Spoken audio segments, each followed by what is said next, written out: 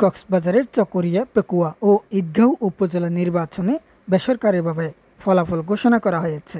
চকরিয়ায় আওয়ামী লীগ নেতা ফজলুল করিম সাঈদী ও ঈদগাঁওতে আবু তালেব বিজয়ী হয়েছেন।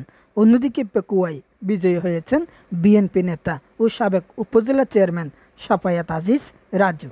নবগঠিত ঈদগাঁও উপজেলায় প্রথমবারের মতো বেসরকারিভাবে চেয়ারম্যান নির্বাচিত হয়েছেন আবু তালেব। তিনি পেয়েছেন 16,856 ভোট। তার নিকটতম প্রতিদ্বন্দ্বী শামসুল আলম পেয়েছেন 12,907 ভোট। 4,049 ভোটের ব্যবধানে জয়ী হয়েছেন তিনি। অন্যদিকে চকরিয়া উপজেলায় চেয়ারম্যান নির্বাচিত হয়েছেন ফজলুল করিম সাঈদী। তিনি ভোট পেয়েছেন 56,122টি।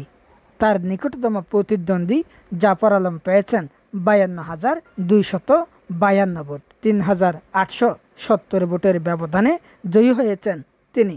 এছাড়াও পেকুয়া উপজেলায় চেয়ারম্যান নির্বাচিত হয়েছেন সাফায়াত আজিজ রাজু। তিনি পেয়েছেন 23,293 ভোট। তার নিকটতম প্রতিদ্বন্দ্বী রোমানা আক্তার পেয়েছেন 16,534 ভোট।